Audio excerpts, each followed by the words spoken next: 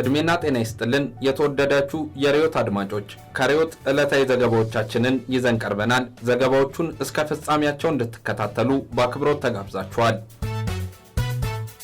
መቀሌ አድማ ላይ ናት። መከላከያ መቀሌ ላይ ጥቃት ተሰንዝሮበታል። ዝርዝር አለን።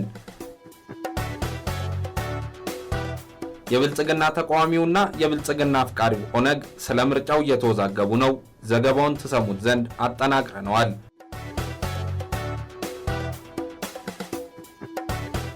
የመከላከያ ወታደሮች የ15 ዓመት ታዳጊን ቤተሰቧ ፊት መድፈራቸውን ኢፒኤ አስታውቋል።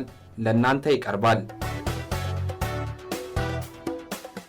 3 የህወሓት አመራሮችና አንድ የትግራይ ፖለቲከኛ በዋስ እንዲፈቱ ተወስኗል። እነማንና እንዴት እንነግራችኋለን። ከፍተኛው ዲፕሎማት ብልጽግናን በመቃወም ስልጣን ለቀዋል። ይህንንም ጉዳይ ታዳምጡታላችሁ። እነኝንና ሌሎች ዘገባዎችን ይዘናል። ተከታተሉን። ታዲያ ይህን ቪዲዮ ላይክ፣ ቻናላችንን ደግሞ ሰብስክራይብ ማድረግ አትርሱ። ከኛ ጋር ቆዩ።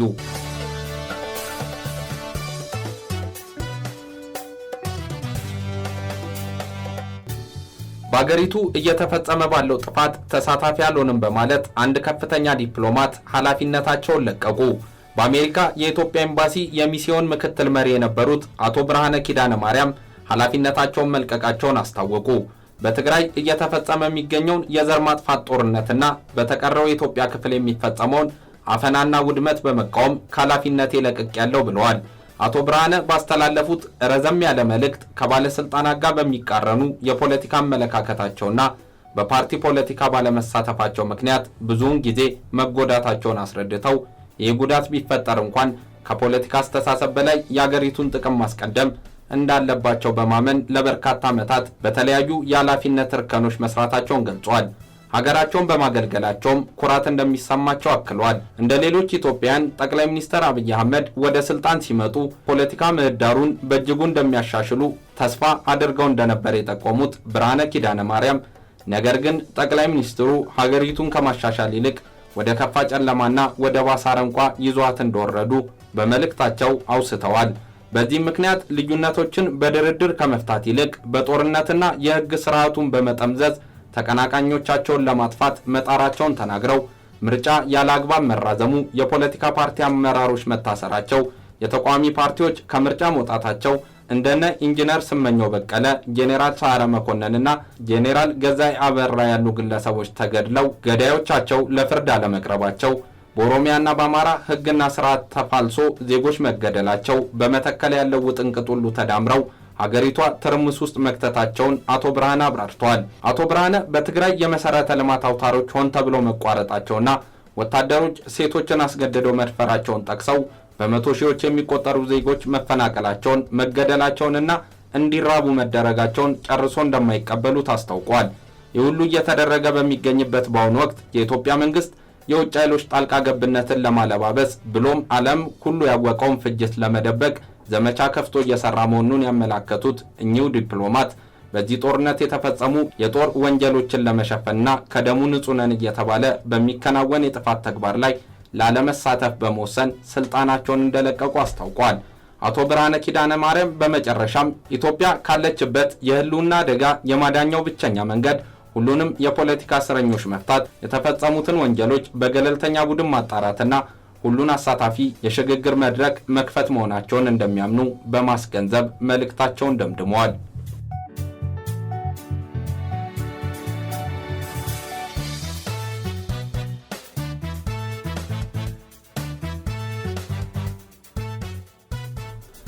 የአሜሪካው የውጭ ጉዳይ ሚኒስቴር በምዕራብ ትግራይ የዘር ማጽዳት ወንጀል ተፈጽሟል አሉ።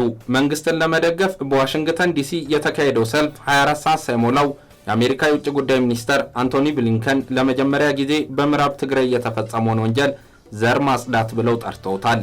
በአካባቢው እየተፈጸመ ያለው ተግባር ደግሞ ለማመን የሚያዳግትና ፈጽሞ ተቀባይነት የሌለው ሲሉ ገልጸውታል። ኢትዮጵያ ውስጥ ያለው ሁኔታ አሳሳቢ ነው። በተለይ በትግራይ ያለው ሁኔታ በትኩረት እየተከታተልነው ነው። የሰብአዊ መብት ጥሰቶችና ፍጅቶች ስለመፈጸማቸው የሚገልጹ ተአማኒ ዘገባዎች እየደረሱን ነው በማለት ትናንት በሴኔቱ የውጭ ጉዳዮች ኮሚቴ በተዘጋጀው ውይይት ላይ ተናግሯል።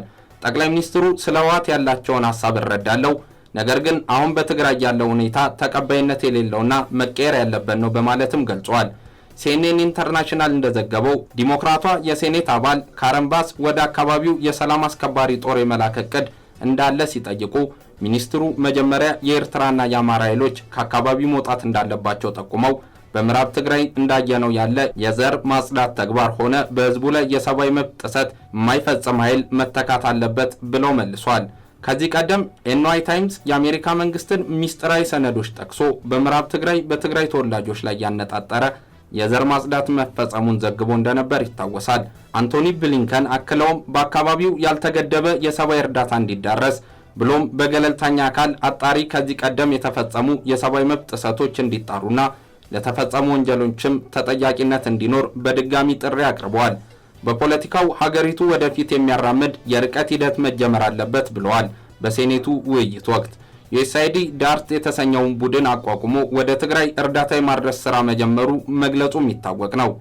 የተባበሩት መንግስታት ድርጅት የሰብአዊ መብቶች ከፍተኛ ኮሚሽነር በትግራይ የተፈጸሙ የሰብአዊ መብት ጥሰቶች በገለልተኛ አካላት እንዲጣሩ ጥሪ ማቅረባቸው ይታወሳል። And finding a way forward that meets their interests and avoids conflict.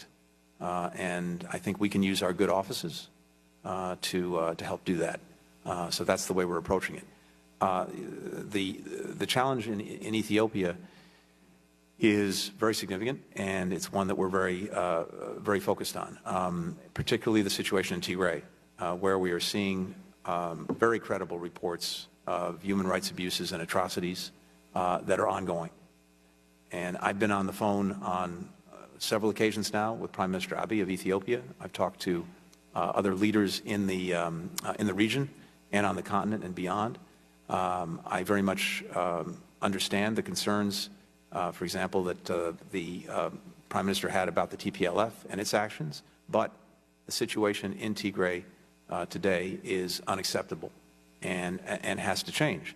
And that means a few things. It means making sure that we're getting into the region, into Tigray, aid workers and others, humanitarian assistance, to make sure that the people are cared for, provided for, and protected. And it's very important that the government follow through on commitments that it's made. Do you envision peacekeepers? At this point, we have two other challenges that go to the security piece. One is we have, as you know, forces from Eritrea that are there. And we have forces from an adjoining region, Amara, that are there. They need to come out. And a force that will not abuse the human rights of the people of Tigray or commit acts of ethnic cleansing, which we've seen in western Tigray, that has to stop. We also need full accountability. We need to get an independent investigation into what took place there. And we need some kind of process, a reconciliation process, so that the country can move forward politically.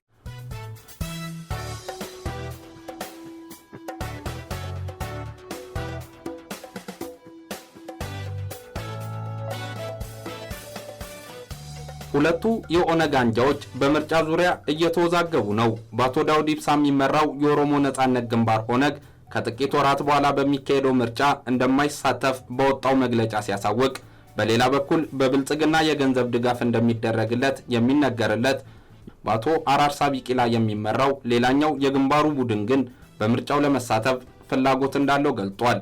ሆኖም ይህ የብልጽግና ድጋፍ ያለው የኦነግ አንጃ እጩ ስለማስመዝገቡ ምንም ያለው ነገር አለመኖሩን ቢቢሲ ዘግቧል።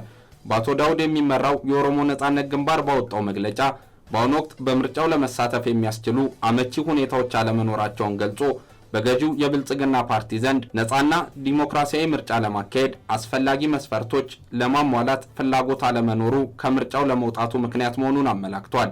ሌላኛው በአቶ አራርሳ ቢቂላ የሚመራው የግንባሩ አንጃ ግን በምርጫ ለመሳተፍ ፍላጎት እንዳለው ለቢቢሲ ገልጿል። በአቶ አራርሳ የሚመራው የኦነግ አመራር የህዝብ ግንኙነት ኃላፊ እንደሆኑ የሚናገሩት አቶ ቀጀላ መርዳሳ እንዳሉት ግንባሩ ከምርጫው መውጣትን በተመለከተ ውሳኔ ላይ አልደረሰም። ሊቀመንበሩ ማለት ድርጅቱ ማለት አይደለም ያሉት አቶ ቀጀላ ድርጅታቸው የተለያዩ ችግሮች ቢኖሩበትም በምርጫው ለመሳተፍ ፍላጎት እንዳለው አመላክቷል። በዳውድ ኢብሳ የሚመራው ኦነግ በምርጫ ውስጥ እንደማይሳተፍ ባመላከተበት መግለጫው ላይ ለሀገሪቱ የዲሞክራሲያዊ ስርዓት ግንባታ ተግባራዊ ቢደረጉ ይጠቅማሉ ያሏቸውን እርምጃ ጠቅሰዋል።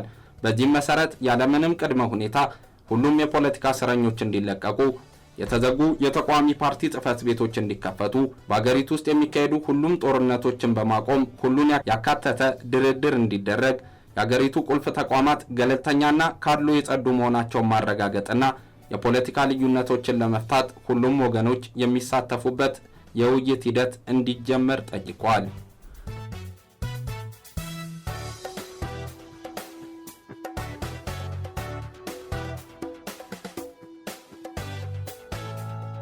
ወይዘሮ ኬሪያ ኢብራሂም በዋስ ተፈቱ። የቀድሞ የፌዴሬሽን ምክር ቤት አፈ ጉባኤን ጨምሮ ጉዳያቸው በፍርድ ቤት ሲከታተሉ የነበሩ የትግራይ ክልል የቀድሞ ጠቅላይ ፍርድ ቤት ፕሬዝዳንት በዋስ ከስር እንዲወጡ ተወስኗል። ሸገር ሬዲዮ እንደዘገበው በአቶ ስብሐት ነጋ የክስ መዝገብ ተጠርጥረው ጉዳያቸውን በፍርድ ቤት ሲከታተሉ የነበሩት የክልሉ የቀድሞ ጠቅላይ ፍርድ ቤት ፕሬዝዳንት ወይዘሮ ህሬቲ ምረታብና በመዝገቡ 8ኛ ተጠርጣሪ አቶ ወልደ ጊዮርጊስ ደስታ አቃቤ ሕግ ለከፈቱት የምርመራ መዝገብ የሚያስጠረጥር በቂ ማስረጃ ባለማግኘቴ በዋስ ይለቀቁ ሲል ለፍርድ ቤት አመላክቷል። በዚህ መዝገብ ተጠርጥረው ጉዳያቸውን ሲከታተሉ የቆዩት አቶ ስብሐት ነጋን ጨምሮ አቶ ሰለሞን ኪዳኔ፣ ቅዱሳን ነጋና ሌሎች የመዝገቡ ተጠርጣሪዎች ጉዳይ በቀዳሚ ምርመራ እንዲታይ አቃቤ ሕግ ለፍርድ ቤቱ አመላክቷል። ጉዳዩን የተከታተለው የፌዴራል የመጀመሪያ ደረጃ ፍርድ ቤት አራዳ ምድብ ጊዜ ቀጠሮ ችሎት አቃቤ ሕግ ባቀረበው መሰረት ወይዘሮ ህሬቲ ምረታብና አቶ ወልደ ጊዮርጊስ ደስታ እያንዳንዳቸው በ30 ሺህ ብር ዋስ ከስር እንዲፈቱ አዟል።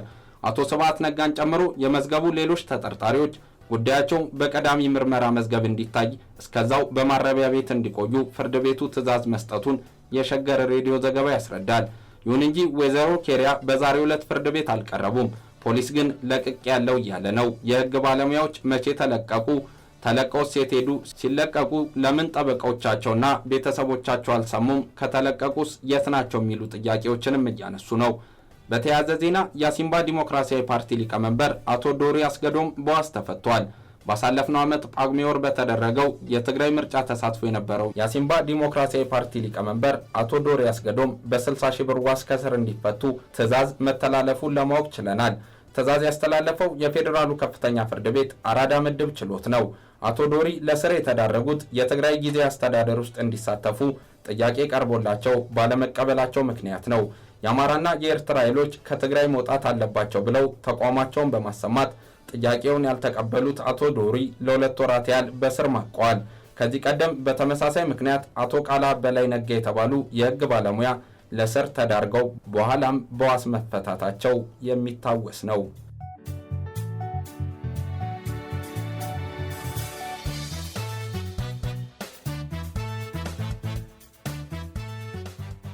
በመቀሌ ከቤት ያለመውጣት አድማ እየተደረገ ነው። የትግራይ ኃይሎችም መቀሌ ላይ መከላከያን አጥቅተዋል። ትናንት የአሜሪካ አምባሳደር ጊታ ፓሲንን ጨምሮ የተለያዩ ሀገራት ዲፕሎማቶች ወደ መቀሌ ማምራታቸውን ተከትሎ የከተማዋ ነዋሪዎች ከቤት ያለመውጣት አድማ እያደረጉ እንደሆነ ታውቋል። አድማው በትግራይ ያለውን አስከፊ ሁኔታ ለዲፕሎማቶቹ ለማሳየት ያለመ ነው ተብሏል። የተለያዩ ሀገራት ዲፕሎማቶች ወደ መቀሌ ያመሩት በመንግስት ግብዣ ሲሆን ምንም እንኳን መንግስት አውሮፕላን ሙሉ ዲፕሎማቶችን መቀሌ መውሰድና ሰላም አስፈኛለሁ ሊል ፈልጎ የነበረ ቢሆንም በዕለቱና በቦታው የተገኙት ዲፕሎማቶች ቁጥር ግን ከተጠበቀው እጅግ ያነሰ እንደነበር ለመረዳት ተችሏል። ውስን የዓለም አቀፍ ማህበረሰብ ወኪሎች በተሳተፉበት በዚህ ጉዞ የትግራይ ጊዜያዊ አስተዳደርን ጨምሮ ከሌሎች ያስተዳደሩ ባለስልጣናት ጋር ውይይት ማድረጋቸው ተገልጧል። የውይይቱ ውጤት ግን በይፋ አልተገለጸም። ይሁንና የመቀሌ ከተማ ጭር ማለቷ ነው የተነገረው።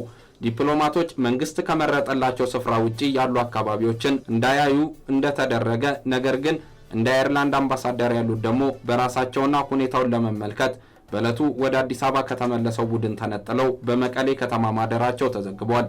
በከተማ የሚገኙ የንግድ የአገልግሎት ሰጪና ሌሎች ተቋማት አገልግሎት መስጠትም አቁመዋል። የትራንስፖርት እንቅስቃሴ እንደዚሁ ተቋርጧል። የመንግስት ባለስልጣናት የተዘጉ የንግድ ተቋማትን መስተዋላቸውን ከከተማው ያገኘነው መረጃ ያስረዳል። አድማው ዲፕሎማቶቹ ውይይታቸውና ጉብኝታቸውን እስኪጨርሱ ድረስ እንደሚቀጥል ታውቋል። ከዚህ ቀደም በብልጽግና ሹማምንት ተመርጠው የተላኩ የአገር ሽማግሌዎች ወደ መቀሌ ከተማ መምጣታቸውን ተከትሎ ነዋሪው በተመሳሳይ ከቤት ያለመውጣት አድማ አድርጎ እንደነበር የሚታወስ ነው። በተያያዘ ዜና የትግራይ ኃይሎች በመቀሌ ከተማ የሚገኘውን የሎጂስቲክ ኦፕሬሽን ማዕከል ማጥቃታቸው ተነገረ። በጥቃቱ አንድ ታንክ ሙሉ በሙሉ መውደሙን ምንጮች ጠቅሶ ዕውቁ ጋዜጠኛ ማርቲን ፕሎት ገልጧል። ውጊያው ዲፕሎማቶቹ ከመምጣታቸው አስቀድሞ ነበር የተፈጸመው። በዚህ ጉዳይ ከመንግስት ወገን የተሰጠ ምላሽም ሆነ ማብራሪያ ግን የለም።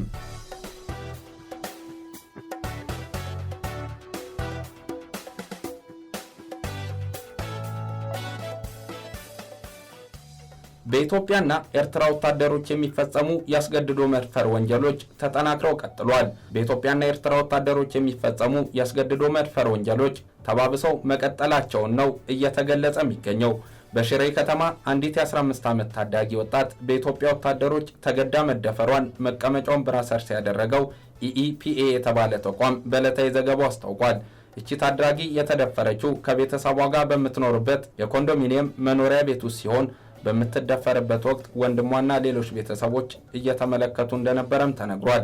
ነገር ግን ቤተሰቦቿ ታዳጊዋን ካስገድዶ ደፋሪዎች መንጋጋ ለማላቀቅ አለመቻላቸው ተገልጧል።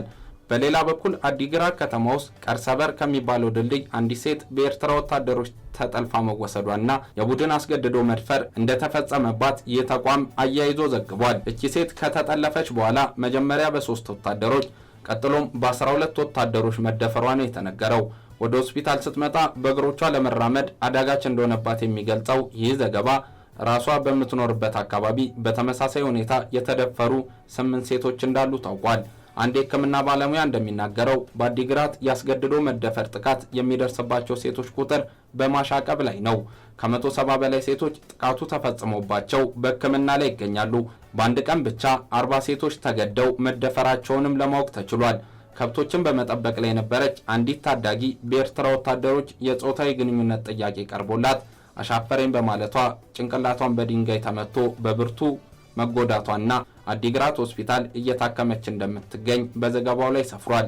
የ7 ወር ነፍሰ ጡር የሆነችው ሴት እንዲሁ በኢትዮጵያ ወታደሮች የጾታዊ ግንኙነት ጥያቄ ቀርቦላት ባለመቀበሏ ወታደሮቿ በከባዱ በእርግጫ ስለመቷት ጽንሷ እንደተጨናገፈ ተዘግቧል። በመቀሌ ከተማ የልጆች እናት የሆነች ባለትዳር ሴት በየቀኑ ምሽት ላይ በኢትዮጵያ ወታደሮች በግድ እየተወሰደች ለሳምንት ስትደፈር ከቆየች በኋላ ሆስፒታል መግባቷን ነው ኢፒኤ የተባለው አውሮፓዊው ተቋም በዘገባው አስታውቋል። በመቀሌ በርካታ ሴቶች እየተጠለፉ ለኢትዮጵያ ወታደሮች በቤት ሰራተኝነት እንዲያገለግሉ ሲደረግ በዛው ያስገድዶ መድፈር ድርጊት ይፈጸምባቸዋል። በትግራይ ጾታዊ ጥቃቶች እንደተፈጸሙ በብዛት ሲገለጽ፣ መንግስት ግን ጉዳዩን በማጣጣል ሲያስተባብለው ቢቆይም ከሳምንት በፊት ይህን ጉዳይ የሚያጣራ ቡድን ወደ ትግራይ መላኩን ገልጾ ነበር። ግን የዚህ ቡድን የመጨረሻ ውጤት አለመታወቁ ይነገራል። በትናንትናው ዕለት ደግሞ በሰሜን አሜሪካ የኤርትራና የኢትዮጵያ ወታደሮች በትግራይ ህዝብ ላይ የሚፈጽሙትን መጠን የለሽ ግፍ ለመደገፍ ያለመ ሰላማዊ ሰልፍ ተደርጓል። በሰልፉም በትግራይ ህዝብ ላይ የተፈጸመው ግፍ ሐሰት እንደሆነ የሚያሳዩ መፈክሮች ተደምጠዋል። ምን በመቀሌ ክፍለ ከተማ ሴት ይደፈራል? በአሁኑ ሰዓት እኮ ይሄ እኮ በአሁኑ ሰዓት በውጊያ ጊዜ ቢሆን ምንም ማናጀብል አይደለም፣ ኤክስፔክትድ ነው። በአሁኑ ሰዓት ግን በዚህ ላይ ሰላምና መረጋጋት ፖሊስ በተመለሰ ፌደራል ፖሊስ ባለበት ይህን ሁሉ የሰው ኃይል ባለበት ማታ ሪፖርት ተደረገ። በሁለተኛ ቀን ደግሞ ተደገመ።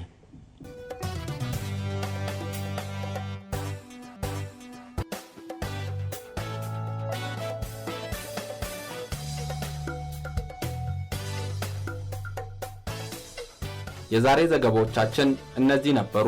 ስለተከታተላችሁን እጅግ አድርገን እያመሰገንን ይህን ቪዲዮ ላይክ፣ የዩቲዩብ ቻናላችንንም ሰብስክራይብ ማድረግ አትርሱ። ቸር ጊዜ ተመኘን።